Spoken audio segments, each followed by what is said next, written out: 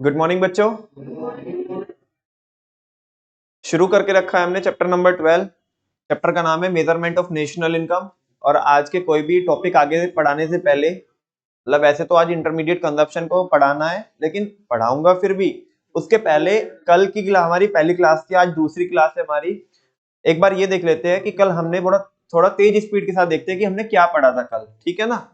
चलो जल्दी से। नेशनल इनकम बच्चों एक काफी क्या होता है, डिटेल्ड मेथड होता है किसको मेजर करने का, अपने देश की परफॉर्मेंस को मेजर करने का, इकोनॉमी की परफॉर्मेंस को मेजर करने का। लेकिन इसको फाइंड आउट करना इतना आसान काम भी नहीं है। तुम देखो कब से बजा रहे हैं हम इसे नेशनल इनकम को। हमने सर्कुलर फ्लो ऑफ इनकम पढ़ा, बेसिक कॉन्सेप्ट पढ़े वहां पे, फिर ठीक है ना, छोटी छोटी टर्म्स पढ़ी, डोमेस्टिक टेरिटरी, नॉर्मल रेसिडेंट, फिर कपल्स में, ट्रिपल्स में, फिर एडजस्टमेंट पढ़ी। अब जाकर के हम मेथड पढ़ रहे हैं, फिर फाइनली हम क्या करेंगे, पूरे डिटेल्ड क्वेश्चंस इसके करेंगे। क्यों कृष्णा, ऐसा ही है ना। हाँ, कह रहे हैं कि जब प्रोडक्शन होता है तो प्रोडक्शन होने से इनकम जनरेट होती है, और जो इनकम जनरेट होती है वो इनकम हम किसको डिस्ट्रीब्यूट करते हैं, फैक्टर ऑफ प्रोडक्शन को, बिकॉज वो अपनी फैक्टर सर्विसेज देते हैं। इसका मतलब क्या है, एक इनकम का फ्लो होता है किसके कॉरस्पॉन्डिंग, आउटपुट के फ्लो। मतलब आउटपुट जनरेट होता है, साथ में क्या जनरेट होती है, इनकम जनरेट होती है। और अगेन क्योंकि जिनको ये इनकम मिली है फैक्टर्स ऑफ प्रोडक्शन को, वो इस इनकम को वापस से क्या करते हैं, खर्च करते हैं किसके ऊपर, गुड्स और सर्विसेज के ऊपर, किसकी फॉर्म में, कंजप्शन एक्सपेंडिचर की फॉर्म में। फाइनली ये बोल रहे हैं प्रोडक्शन के होने से इनकम जनरेट होती है, इनकम किस में कन्वर्ट हो जाता है, एक्सपेंडिचर में, और फिर अगेन एक्सपेंडिचर वापस से किस में कन्वर्ट हो जाता है, इनकम में। ऐसा कीन्स ने बोला, और ये प्रोसेस अगेन एंड अगेन चलती रहेगी, ठीक है ना। तो इसकी वजह से बच्चों ये बोल रहा है यहाँ पे कि इनकम भी जनरेट होती रहेगी। तो ऐसे यहाँ पे बोल रहे हैं क्योंकि यहाँ पे 3 फेज की बात की गई है। आपने कहीं ना कहीं देखा होगा, तो एक तो जनरेशन फेज की, डिस्ट्रीब्यूशन की और डिस्पोजिशन की। तो तीनों फेज पे अलग अलग तरीके से हम क्या कर सकते हैं, नेशनल इनकम को कैलकुलेट कर सकते हैं, जिसके लिए हमारे पास 3 अप्रोच है, एक वैल्यू एडेड मेथड, दूसरा इनकम मेथड, तीसरा एक्सपेंडिचर मेथड, ठीक है ना। हमारे पास 3 मेथड है क्योंकि 3 फेज होते हैं, ऐसा यहाँ पे लिखा हुआ है। और आपको एक ख्याल करना चाहिए कि तीनों मेथड से जो नेशनल इनकम आएगी वो सेम आएगी। और इंडिया के अंदर जो एस्टिमेट करती है नेशनल इनकम, वो कौन सी संस्था है, सीएसओ, सेंट्रल स्टैटिस्टिकल ऑर्गेनाइजेशन, है ना। सीधा सीधा फिर हमने क्या किया था, वैल्यू एडेड मेथड स्टार्ट किया था। जिन बच्चों ने नहीं देखा, यूट्यूब पे क्लास अवेलेबल होगी कल की, है ना। नेशनल इनकम के जितने भी लेक्चर्स हैं सारे, पूरी प्लेलिस्ट मैंने बहुत अच्छे से बनाई है, बिकॉज आपसे अलग भी जो हमारे यहाँ पे जो बैच में फेस टू फेस बच्चे आते हैं, उनसे अलग भी टेलीग्राम पे बहुत सारे बच्चे कनेक्टेड है जो इधर उधर के दूसरे बच्चे हैं। तो उन बच्चों ने ऐसा रिक्वेस्ट करी थी कि नमन भैया, ऐसा अगर हमारे को पूरी एक प्लेलिस्ट मिल जाएगी नेशनल इनकम की तो बहुत हेल्प हो जाएगी, है ना। तो अभी उनके साथ साथ अगर आपको भी, जो बच्चे क्लास में कल प्रेजेंट नहीं थे, अगर वो देखना चाहते हो तो क्लास अवेलेबल है यूट्यूब पे, तो वहां पे देख लेना आप। आज ही सेकंड क्लास है। हाँ जी। तो मैं बोल रहा हूँ कि वैल्यू एडिड मेथड हमने कल स्टार्ट करके दिया था, और सिंपली मैंने आपको पूरी कहानी बताई थी। वो कहानी तो शायद मैं आज रिपीट नहीं करूंगा, बिकॉज अननेसेसरली मेरे पास बहुत लिमिटेड टाइम है और क्लास बहुत ज्यादा खिंच जाएगी। मैं आपको ये बोलना चाहता हूँ, फाइनली इतना तो समझ में आता होगा कि अगर हमें नेशनल इनकम निकालनी है तो हमें क्या चाहिए, फाइनल वैल्यू चाहिए। क्या चाहिए, फाइनल वैल्यू चाहिए, ठीक है ना। वैल्यू एडेड मेथड से मार्केट प्राइस पे आती है वो फाइनल वैल्यू, उसे हम एडजस्ट कर लेंगे, जो हमने पिछले चैप्टर में सीखा था, तो हम अपने डेस्टिनेशन तक पहुंच जाएंगे। अब इधर क्या करने का, इधर अपने को जीडीपी एट एमपी निकालने का। जीडीपी एट एमपी बोले तो फाइनल वैल्यू, या उसको जीवी एट एमपी भी बोलते हैं। वो फाइनल वैल्यू कैसे निकलेगी, अपने को कंट्री निकालना पड़ेगा। कंट्री बोले तो कंट्रीब्यूशन, कंट्रीब्यूशन को टेक्निकली बोले तो वैल्यू एडेड। वैल्यू एडेड, और वो वैल्यू एडेड कैसे निकलता है, value added is equal to value of output minus intermediate consumption. ये मैंने पूरा समझाया था आपको डिटेल में, ठीक है ना। शॉर्ट में अगर इसे बोले तो VA is equal to VOO minus IC। फिर मैंने IC को तो बिल्कुल भी नहीं छेड़ा था, जिसको आज छेड़ने वाले, आयुषी नहीं बोल रहा हूँ, IC बोल रहा हूँ, ठीक है ना। उधर देखो मेरे पास देख रहे हैं, ऐसा देख, वो ऐसा देख रहा है कि ये चल क्या रहा है। नहीं नहीं नहीं, मैं आयुषी नहीं बोल रहा हूँ, IC बोल रहा हूँ, है ना। हाँ जी, आयुष भी नहीं बोल रहा हूँ भाई, तुम उसे छेड़ रहे हो। मैं क्या बोल रहा हूँ, हाँ, आईसी को तो बिल्कुल भी हमने टच नहीं किया था, है ना। वो आज पढ़ लेंगे हम, है ना। छेड़छाड़ किसके साथ की थी, केवल VOO बोले तो वैल्यू ऑफ आउटपुट। सारे बच्चों को पता है कि वैल्यू ऑफ आउटपुट को निकालने के अपने पास 3 तरीके होते हैं, होते तो 2 ही है, तीसरा तो फालतू का जबरदस्ती घुसाया था उधर, ठीक है ना।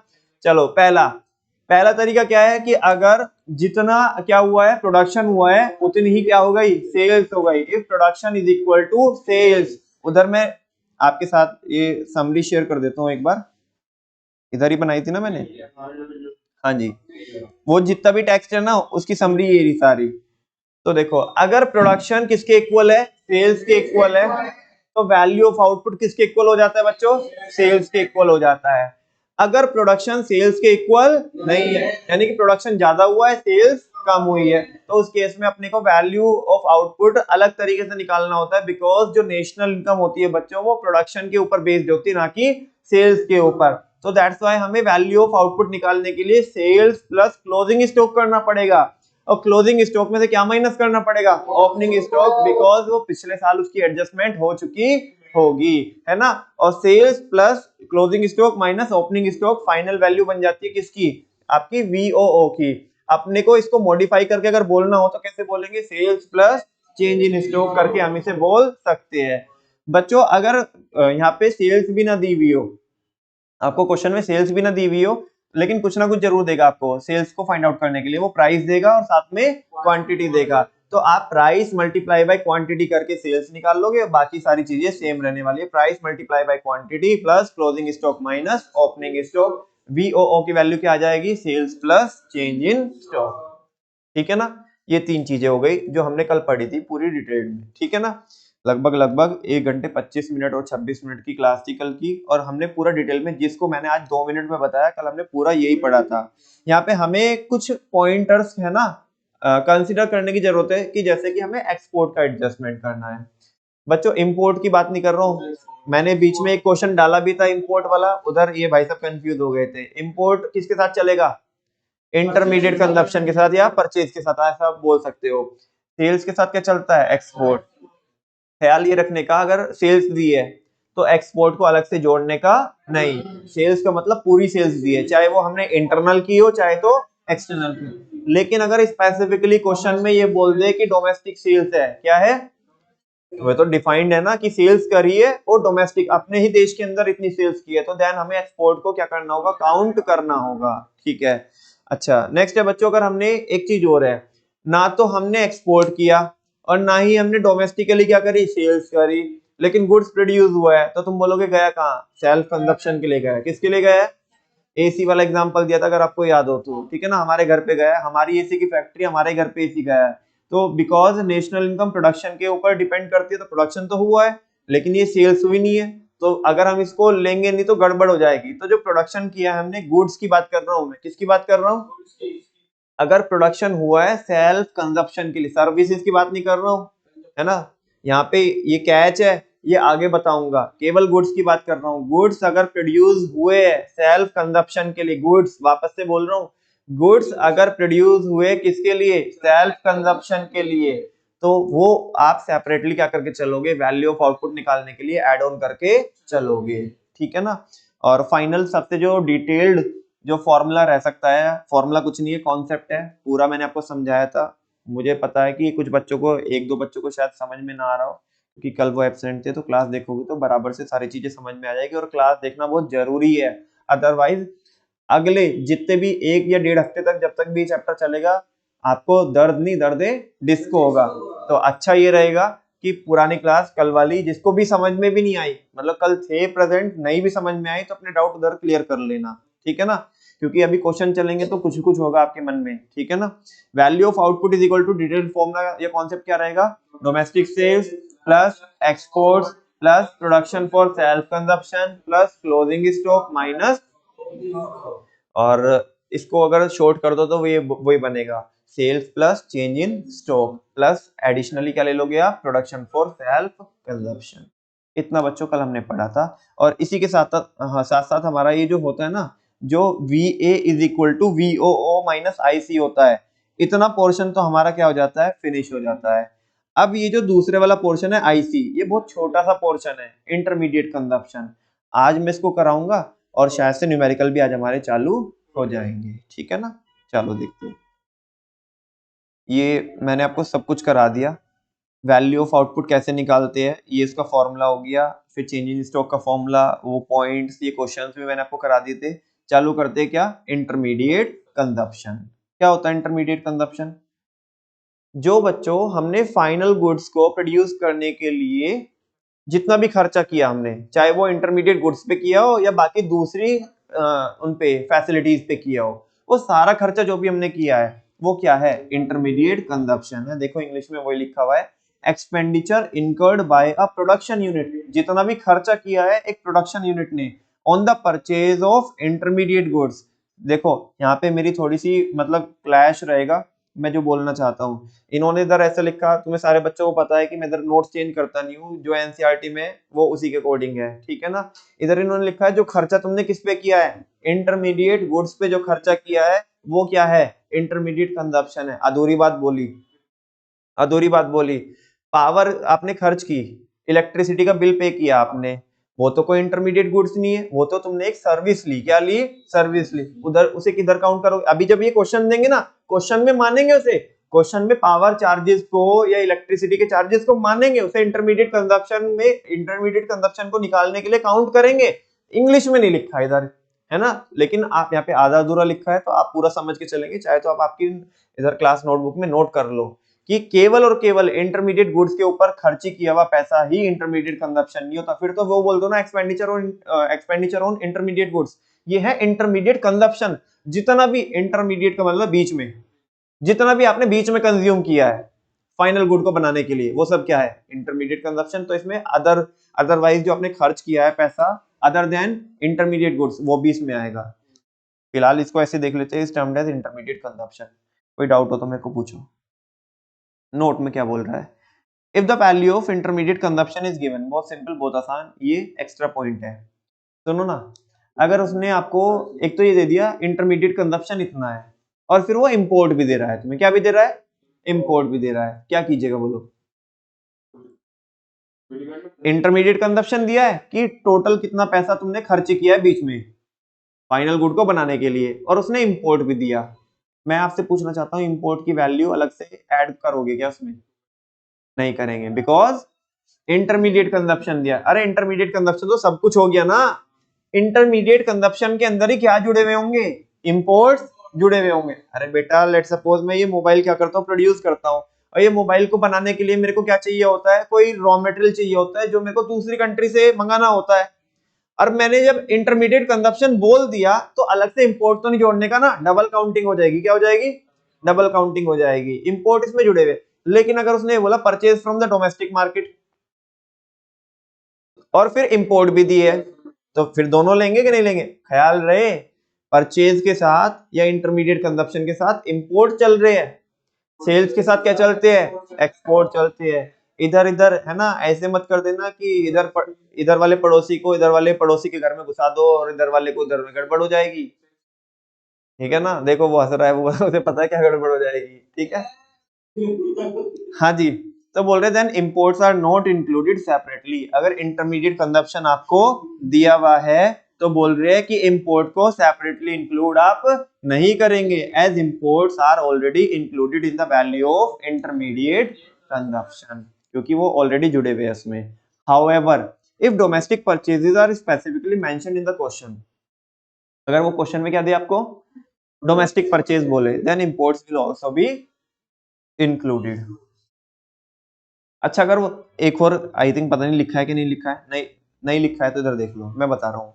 एक चीज और, उसने इंटरमीडिएट कंजप्शन दिया और पावर चार्जेस भी दिए, बोलो क्या कीजिएगा, किसको लेंगे, दोनों को लेंगे, एक को लेंगे, कौन से वाले को, आईसी को लेंगे, बिकॉज उसके अंदर तो सब कुछ आ गया होगा ना। अच्छा अब ध्यान से सुनना, उसने बोला purchase from the domestic market, ठीक है, लेंगे क्या नहीं लेंगे, लेंगे। इंपोर्ट बोला, लेंगे। पावर चार्जेस बोले, क्यों लेंगे, अरे आईसी तो दिया ही नहीं लाला। उसने बोला परचेज फ्रॉम डोमेस्टिक मार्केट, यानी कि रॉ मटेरियल परचेज किया होगा, तो परचेज के अंदर पावर चार्जेस तो नहीं आए होंगे ना। आईसी निकालने के लिए तीनों को क्या करेंगे आप, एड ऑन करेंगे। समझा क्या अभी, सबको समझ में आ रही है ना बात। चलो आगे देखते हैं बच्चों। Calculate intermediate consumption in the following cases. आपको इंटरमीडिएट कंजप्शन निकालना है इन केसेस में। इंटरमीडिएट कंजप्शन 1200 दिया ए पार्ट में और फिर इंपोर्ट दिए 300 में। क्यों 1200 300 क्यों लेने का? उसमें ऑलरेडी जुड़े हुए हैं। Purchase of raw material from domestic farm और इंपोर्ट 750। क्यों? क्योंकि डोमेस्टिक से दिया है यहाँ पे और ये हमने इंपोर्ट किया, ये बाहर वालों से चिंग चांग से खरीदा होगा। नेक्स्ट है परचेज ऑफ रॉ मटेरियल और इंपोर्ट। बोलो परचेज ऑफ रॉ मटेरियल और इंपोर्ट, बोलो ना, कंफ्यूज हो रहे हो?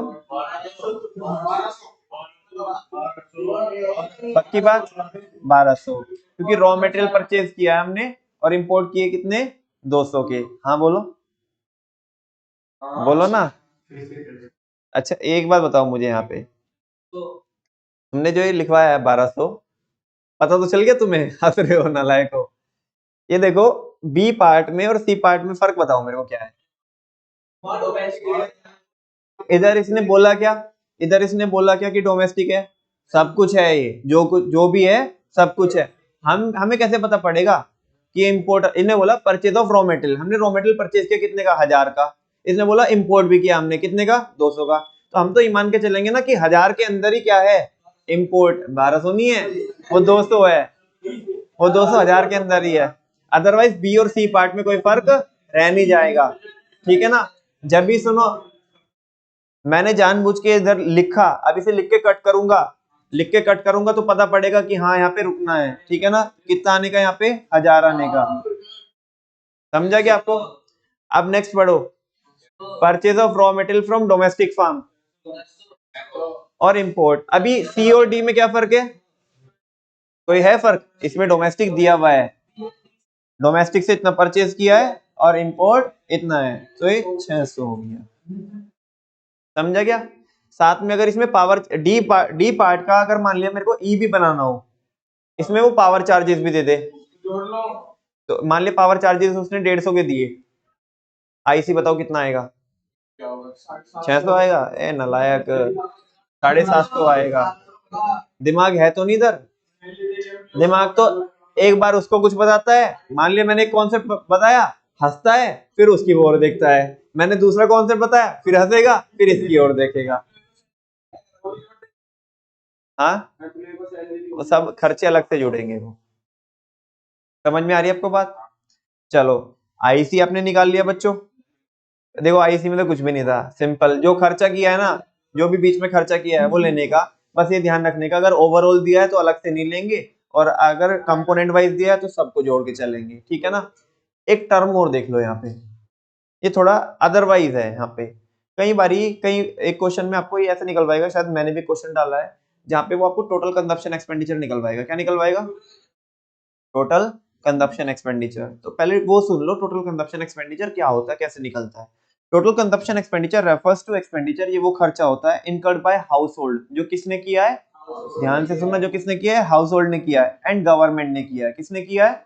गवर्नमेंट ने किया है, on the purchase of goods and services from different farms. तुम्हें समझा क्या? 6th चैप्टर पढ़ के आए थे क्या तुम? याद है कौन से वाला चैप्टर? हाँ बोल, रुको कोई मत बोलना रे, बोल भाई। क्यों नहीं पता तेरे को? अरे मतलब पता। हाँ तो चैप्टर का नाम बोलना।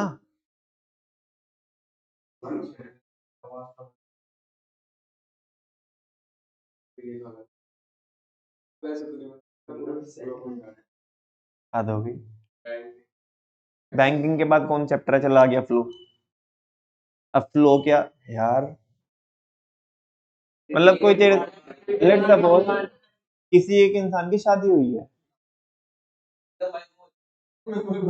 और मान लिया उससे ये पूछने लगे कि भाई तेरी कौन सी एनिवर्सरी है, कहने लगे सारे दिन गिनूंगा शुरू से, फ्लो में आए पहले एक एक दिन, तब बताऊंगा मैं कौन सी है। अरे जब बता दिया पिछले साल, जब ये बता दो पिछले साल चौथी थी तो इस साल बताना कौन सी है। और जब तेरे को 5वें का बता दिया कि 5वां चैप्टर कौन सा था, बैंकिंग था, तो अगला बताना जब तू फ्लो इतना ही। नालायक नालायक वाली बात कर रहा है ना। हाँ जी, एग्रीगेट डिमांड के कंपोनेंट बताओ सारे बच्चे जल्दी से। AD is equal to C plus G plus X minus, ये इधर किसकी बात कर रहा है वापस से पढ़ के देखना। प्लस में किसको जोड़ेगा बाद में, वो जो प्लस लगा के छोड़ा तूने? वो हटा दो। Total consumption expenditure is equal to C plus I होगा, आई होगा, आई होगा, मुझे बताओ क्यों नहीं होगा, आई बताओ किसमें जुड़ जाएगा, किसमें, प्रोडक्शन में कैसे जुड़ जाएगा, नहीं बेटा, देखो आई होता है इन्वेस्टमेंट एक्सपेंडिचर, क्या होता है, तुम यहाँ पे ध्यान से देखो, total consumption expenditure refers to the expenditure incurred by household. यहाँ पे केवल कंजप्शन की बात कर रहा है, केवल इन्वेस्टमेंट की बात कर रहा है, दोनों की बात कर रहा है, मुझे नहीं पता, देखो मैं तो तुम्हें कंफ्यूज करूंगा, तुम अपने स्टैंड पॉइंट पे रहना। Total consumption expenditure refers to expenditure incurred by household and the government on the purchase of goods and services from different firms। अच्छा, कौन आएगा, C प्लस आई plus G plus X minus M में से मुझे तो बताओ क्या आएगा, C प्लस जी कुल, आई नहीं आएगा, पक्की बात,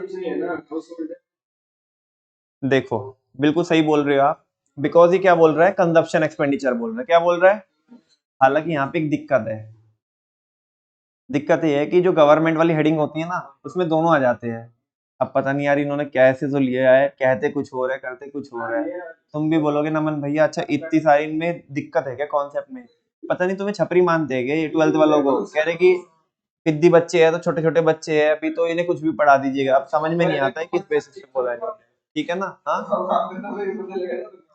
हाँ जी, तो देखो इधर अपने को कंजप्शन एक्सपेंडिचर निकालने का, बच्चों क्या निकालने का, कंजप्शन एक्सपेंडिचर, कंजप्शन एक्सपेंडिचर में एक तो सी आएगा, क्या आएगा, और एक जी आएगा, क्या आएगा, हालांकि मेरा स्टैंड पॉइंट ये है कि अगर तुम जी लेते हो तो फिर आई भी लेना चाहिए तुम्हें, क्योंकि जी में तो दोनों आते हैं, या फिर ये बोलो कि गवर्नमेंट में केवल हम कौन सा लेंगे, स्पेसिफिक करके बताओ कि कंजप्शन लेंगे, खैर अब जैसा है, एक क्वेश्चन दिया हुआ इन्होंने वो कर लेंगे, वैसे कर लेंगे, बाकी इसमें कोई इतना बड़ा कोई डाउट नहीं है, इसको अगर स्किप भी करके चलोगे तो बस मैंने आपको ऐसे ही आपके मन में निकाला अभी, इसको अभी स्किप भी कर दोगे तो हमारे पुराने वाले कॉन्सेप्ट का, मतलब पुराने वाले कॉन्सेप्ट का वैल्यू एडिड का मजा खराब नहीं होना चाहिए हमारा, ठीक है ना, वैल्यू एडिड कैसे निकलता है, value of output minus intermediate consumption, ठीक है ना। अब इस मेथड से नमन भैया ये बताओ नेशनल इनकम कैसे आएगी, नेशनल इनकम कैसे आएगी, ये देखो आगे देखो, calculation of national income by the value added method. देखो बच्चों सारे बच्चों को ये पता होगा, 11th में भी आपने पढ़ा होगा, 3 सेक्टर होते हैं हमारे देश के अंदर, प्राइमरी सेक्टर, सेकेंडरी सेक्टर और टर्शियरी सेक्टर।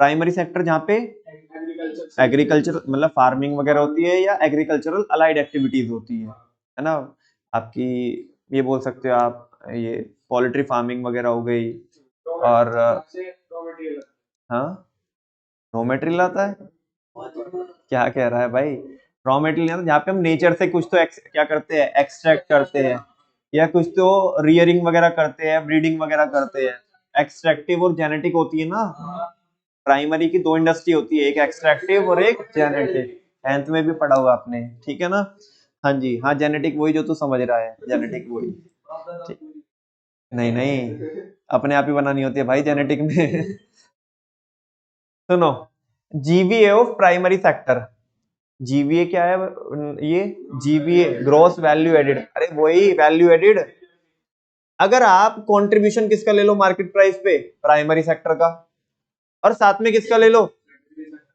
और ऐसे ही किसका भी एड ऑन कर लो, टर्शियरी सेक्टर का, मत समझा कॉन्सेप्ट, इधर देख ले, प्राइमरी सेक्टर का, सेकेंडरी का, टर्शियरी का, तो पूरी इकोनॉमी कवर कर लिया आपने, इन तीनों के gross value added at market price को एड ऑन कर लो तो बच्चों आपको जीडीपी एट एमपी मिल जाएगी, क्या मिल जाएगी, जीडीपी एट एमपी, इसके आगे का कार्यक्रम आपको आता है, ये हमने 11th में किया था, हमें जीडीपी एट एमपी से एनएनपी एट एफसी पे जाना है, बोलो ग्रोस को क्या बनाने का, नेट बनाने का, तो क्या माइनस कर दिया हमने, डेप्रिसिएशन माइनस किया तो एनडीपी एट एमपी आ गया, एनडीपी एट एमपी है, एमपी को हमें एफसी पे लेके जाना है, एनआईटी माइनस कीजिएगा, ये देखो कर दिया एनआईटी माइनस, तो क्या आ गया, एनडीपी एट एफसी आ गया, ये हमारी आ गई बेटा डोमेस्टिक इनकम, क्या आ गई, डोमेस्टिक इनकम, और अगर हमें फाइनल अपने डेस्टिनेशन पे जाना है तो NFIS में ऐड ऑन कर दो तो क्या आ जाएगा, NNP एट FC। फाइनली ये ही हमारी मंजिल थी, है ना। ये मंजिल तक जाने का एक रास्ता था, तीन रास्ते हमारे पास, एक रास्ता था जो हम देख चुके हैं, समझ चुके हैं। से यस और नो। और आई होप आपको अब समझ में आ रहा होगा कि मैंने आपको पिछले चैप्टर में या इस चैप्टर की शुरुआत में जो बोला था कि कहानी हमने आधी शुरू की थी, अभी पूरी शुरू की है और अंजाम दिया है अंत तक, है ना।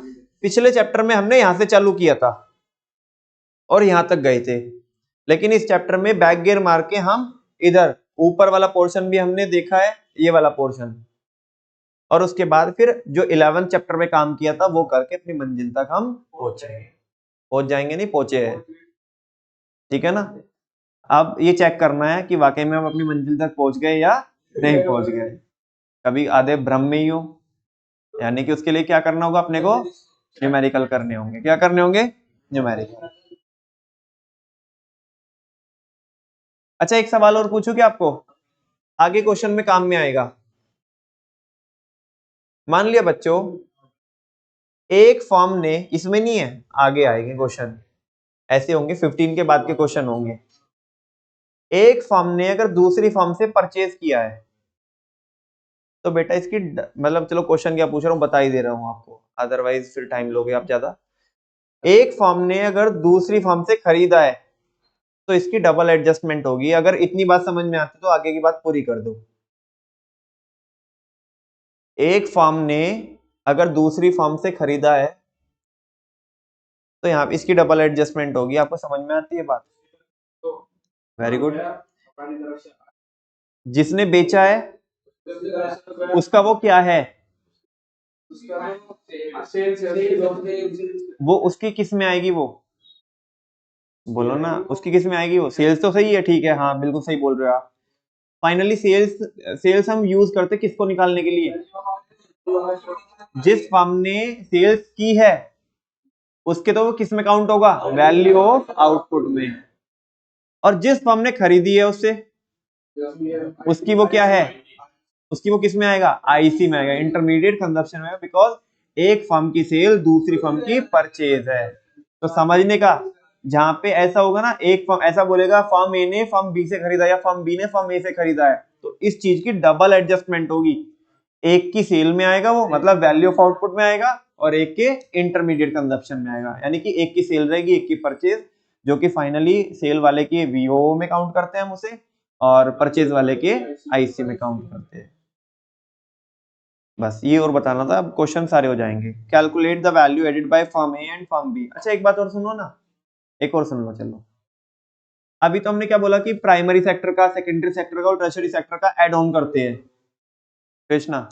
प्राइमरी सेक्टर का, सेकेंडरी और टर्शियरी का ऐड ऑन करके GDP एट MP आ जाता है।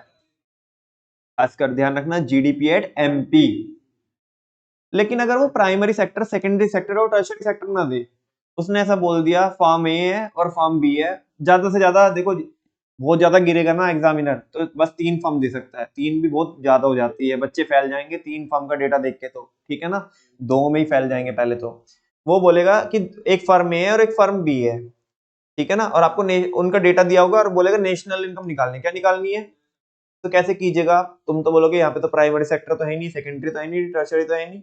बेटा यहाँ पे कैसे करेंगे, यहाँ पे हम मानेंगे कि जो फर्म ए और फर्म बी है, बस यही इकोनॉमी के अंदर 2 फर्म है, और हम क्या लेंगे यहाँ पे, प्राइमरी सेकेंडरी कुछ नहीं करेंगे, यहाँ पे करेंगे वैल्यू एडिड फर्म ए का निकाल लेंगे और वैल्यू एडिड फर्म बी का निकाल लेंगे, दोनों के वैल्यू एडिड को क्या कर लेंगे, प्लस कर लेंगे, तो GDP एट MP आ जाएगा। ये बात और बतानी थी मेरे को आपको, समझ में आ रही है बात। और आगे का कार्यक्रम तो सेम है जो हमने 11 चैप्टर में पढ़ा था।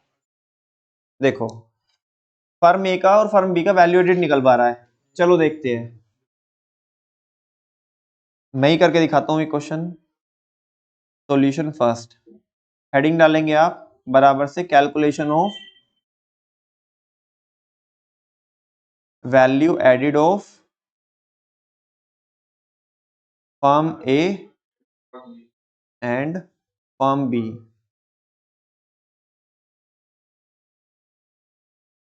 ठीक है, अंडरलाइन करो इसे, यहाँ पे डाल लो हेडिंग फर्म ए। ठीक है, एक काम करो, यहाँ पे सिंप्लीफिकेशन के लिए एक टेबल बना लो, डाउट नहीं आएगा तुम्हें, टेबल की हेल्प से करोगे तो डाउट नहीं आएगा, अदरवाइज वैसे सिंपली भी कर सकते हो।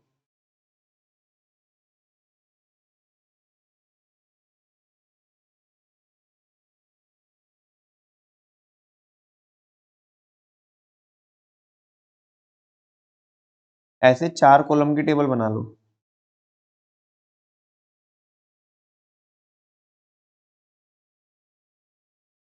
इधर लिखोगे आप पर्टिकुलर्स, नहीं अमाउंट नहीं, यहाँ पे लिखोगे वैल्यू ऑफ आउटपुट, ठीक है, यहाँ पे लिखोगे इंटरमीडिएट कंजप्शन, ठीक है, और यहाँ पे लिखोगे वैल्यू एडिड। समझ में आ रही है आपको बात? इसको अगर आप ए मान लोगे, इसको अगर आप क्या मान लोगे, बी मान लोगे, तो बी ए कैसे आएगा, ए माइनस बी, ऐसी तो आएगा।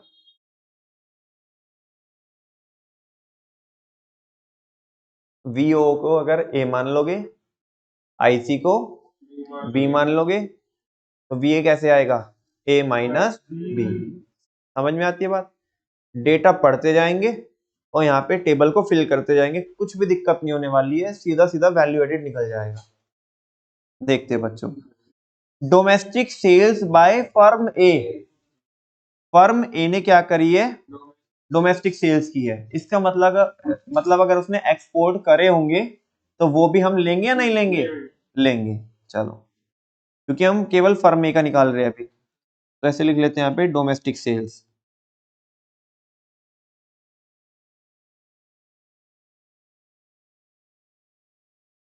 ठीक है, डोमेस्टिक सेल्स कितने की है, अच्छा भाई 4,000 की, ठीक है। नेक्स्ट क्या बोल रहा है, एक्सपोर्ट बाय फर्म ए, बताओ लेने का कि नहीं लेने का, लेने का ना, बिकॉज उसने क्या बोला है, डोमेस्टिक सेल्स बोली है, तो एक्सपोर्ट भी लेंगे, इधर लेंगे इसके एक्सपोर्ट्स, कितने के है, 1,000 के है, हाँ जी। परचेज बाय फर्म ए, और ये सेल्स, अभी वो बस ए का तो इतना ही डेटा है, वीओओ का, वीओओ का इतना डेटा है ना, इसको ऐसे यहाँ पे आप करेंगे, और वीओओ कितना आ जाएगा बेटा, 3,000 आएगा, 5,000 प्लस करेंगे ना, हाँ बोलो, अच्छा। अब आगे देखते हैं आईसी का क्या डेटा दिया हुआ है इसने, ए फर्म का, परचेज बाय फर्म ए, बस परचेज दिए सीधा, यहाँ पे लिख लेंगे परचेज बाय फर्म ए, कितना दिया है, कुल 200, 200 रुपए की परचेज इधर लिख देंगे आईसी में, हाँ बोलो ना। फाइनली अपने को क्या निकालना है, वैल्यू एडिड निकालना है, क्या निकालना है, वैल्यू एडिड। अब इधर लिखेंगे वैल्यू एडिड, इधर तो कुछ नहीं आएगा, इधर कुछ नहीं आएगा, वीओ कितना है 5,000, और आईसी कितना है 200, तो कितना आ जाएगा 4,800। कैसे कीजिएगा, यहाँ पे लिख भी दीजिए आप, 5,000 माइनस 200, तो 4,800 का आ गया। एक तरीका तो ये हो सकता है इसको करने का बच्चों,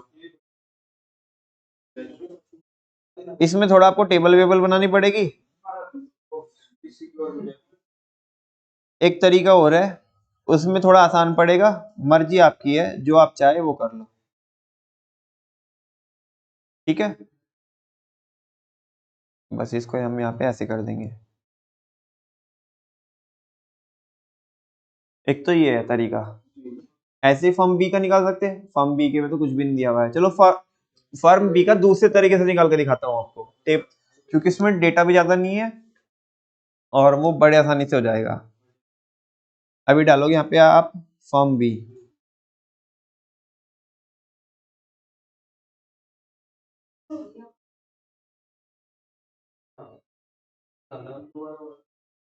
value added is equal to what? क्या होता है बच्चों? Value of output. एग्जाम में पूरा लिखने का, कभी इधर शॉर्ट एक्रोनियम मार के आओ। Minus intermediate consumption. और क्या दिया है उसने? सेल्स बाय फर्म बी कितना दिया है? 2940। बाकी कुछ और तो बताया नहीं है उसने, ठीक है ना। बस उसने नहीं, उसके बारे में वीओ के बारे में तो बाकी कुछ नहीं बताया उसने, चेंज इन स्टॉक वगैरह कुछ नहीं बताया, सेल्फ कंजप्शन के लिए कुछ नहीं बताया। तो बस हम क्या मान लेंगे कि जितना प्रोडक्शन हुआ है उतनी क्या हो गई होगी? सेल्स हो गई होगी। और परचेज दी है, परचेज क्या हो गई? आईसी हो गई। तो बस 2940 में से क्या माइनस कर देंगे हम? 2940 माइनस 1300, तो कितना बनेगा ये? 1640 बन जाएगा क्या? करोड़ में दिए नंबर। हाँ बस ये तो आपने निकाल के दिखा दिया। नीचे लिखेंगे आप hence value added of firm A is equal to rupees 4800 crore and value added of firm B is equal to rupees 1640 crore. Answer hence proof क्या है? कुछ प्रूफ कोई ना करना था। आप चाहे तो जैसे मैंने फर्म जो फर्म बी का निकाला है ना, ऐसे फर्म ए का भी निकाल सकते हो, बस उसमें टेबल बनाने की जरूरत नहीं पड़ेगी। और चाहे तो जो फर्म बी का, जैसे मैंने फर्म ए का निकाला वैसे फर्म बी का भी निकाल सकते हो, मर्जी आपकी है, चाहे कोई सा भी तरीका अपना लो आप, जो सा आपको इजी लगता हो। तरीका कुछ नहीं है, प्रेजेंटेशन करने का बस एक अप्रोच है।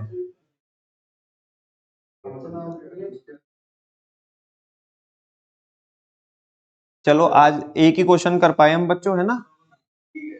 और कल से तो प्रॉपर प्रॉपर हम क्या करेंगे, आप पे क्वेश्चन करेंगे। क्वेश्चन नंबर सेकंड से लेकर के कोशिश ये करेंगे कि कल हम 10-12 तक तो कर ही ले, ठीक है ना। वैसे तो बच्चे एक क्लास में कर देते हैं 18 क्वेश्चन, थोड़ा स्पीड से आते हैं तो, ठीक है ना। चलो कल आपकी स्पीड के लिए भी कुछ ना कुछ तो करते हैं। थैंक यू वेरी मच बच्चों, आज इतने करते हैं, बाकी कल मिलेंगे।